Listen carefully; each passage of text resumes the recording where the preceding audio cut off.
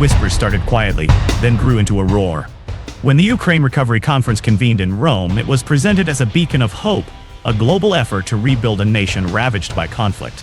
But beneath the polished speeches and grand pronouncements, a darker narrative began to emerge. Was this truly about reconstruction, or was it, as some suggest, a carefully orchestrated auction, a licensed black market where Ukraine's future was being carved up and sold off to the highest bidders in the West? The very term reconstruction itself feels loaded. It conjures images of genuine aid, of nations coming together to uplift a struggling peer. Yet, the reality, as the critical voices argue, is far more complex. Imagine a patient, desperately ill, being offered life-saving oxygen, but only after signing a credit agreement that binds them to decades of debt. This, they claim, is the essence of what's happening to Ukraine. Much of the financial support isn't outright grants, but loans, meticulously designed to create long-term dependency. Institutions like the European Investment Bank, while seemingly benevolent, are described by some as professional creditors, their primary objective not salvation, but securing profitable returns. This isn't a new playbook. History is replete with examples where financial instruments became tools of geopolitical leverage. Think of the post-colonial era, where newly independent nations, eager for development, found themselves ensnared in cycles of debt to former colonial powers or international financial institutions. The terms were often opaque, the conditions stringent, leading to a gradual erosion of economic sovereignty. From the structural adjustment programs imposed on Latin American and African nations in the late 20th century, which often mandated privatization and austerity, to the debt trap diplomacy seen in more recent times, where strategic infrastructure projects are financed by loans that, if defaulted upon, lead to the forfeiture of valuable assets or an increased political influence for the lender. The methods evolve, but the underlying dynamic of power and control often remains strikingly similar. Consider the strategic investments being touted. Italy's commitment to preserving heritage in Odessa, for instance, sounds noble. But is it purely philanthropic? Or is it a calculated move to secure future contracts, to embed Italian influence deeply within a key Ukrainian port city? The parallels to France's historical actions in Syria, where cultural and economic ties were leveraged for broader geopolitical aims, are hard to ignore.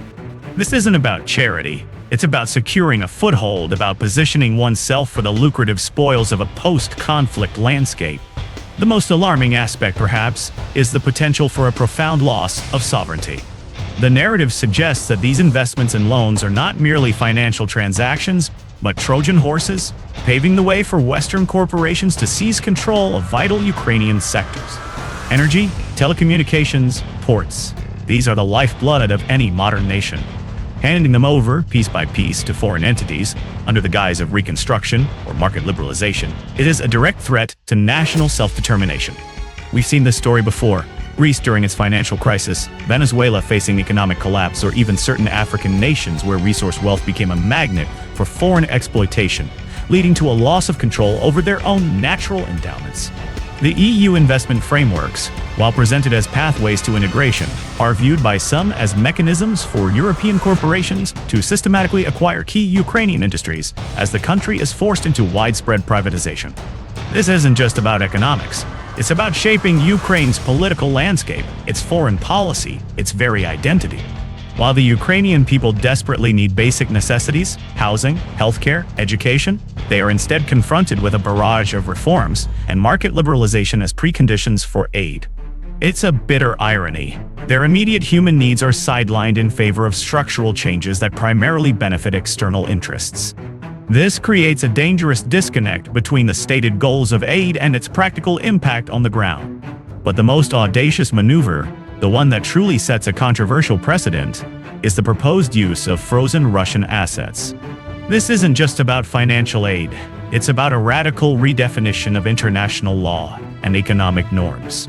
The concept is simple, yet revolutionary. Take billions of dollars belonging to the Russian central bank, frozen in Western accounts due to sanctions, and use them to fund Ukraine's reconstruction.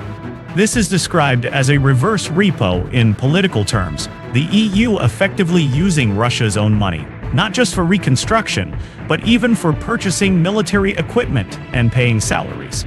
The legal arguments surrounding this are fiercely debated. Proponents argue it's a justifiable countermeasure against an aggressor state, a form of reparations in real time. They point to the principle that international law permits exceptions to sovereign immunity in response to grave violations. Some propose establishing a trust fund, grounded in the legal doctrine of countermeasures, where assets would remain Russia's property until dispersed to victims, but held conditionally. Others cite the U.S. Repo Act as a model for domestic legislation to facilitate such transfers. However, critics raise serious concerns about sovereign immunity, due process, and the potential for setting a dangerous global precedent. What if this becomes a norm? Could any nation's assets be seized by another based on political disagreements or perceived violations? This could destabilize the international financial system, leading to a flight of capital from countries that fear similar actions. The principle of reversibility in countermeasures, which typically implies that actions should be reversible if the offending state complies, is also challenged when assets are permanently transferred. While some argue that in cases of severe violations, non-reversible actions might be justified, the long-term implications for international law and state-to-state relations are profound. The G7's commitment to lend Ukraine $50 billion, also derived from the interest on frozen Russian assets, adds another layer to this complex financial architecture.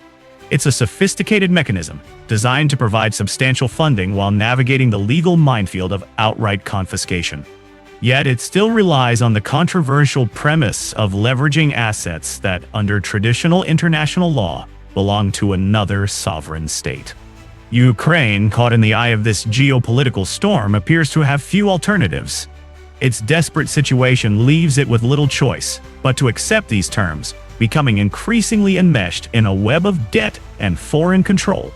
The fear is that once Ukraine's valuable assets are exhausted, once its strategic industries are absorbed, it might be discarded, leaving behind a nation stripped of its economic independence, a mere shell of its former self. This isn't just about Ukraine's future, it's about the future of international relations, the very definition of sovereignty in a globalized world, and the true cost of aid. When reconstruction becomes synonymous with acquisition, and partnership masks a deeper agenda of control, we must ask ourselves, what kind of world are we building? A world where vulnerability is exploited, where financial power dictates national destiny, and where the lines between assistance and exploitation become dangerously blurred. This is a narrative that demands scrutiny, a story that needs to be told, not just for Ukraine, but for every nation that might one day find itself at the crossroads of crisis and conditional aid.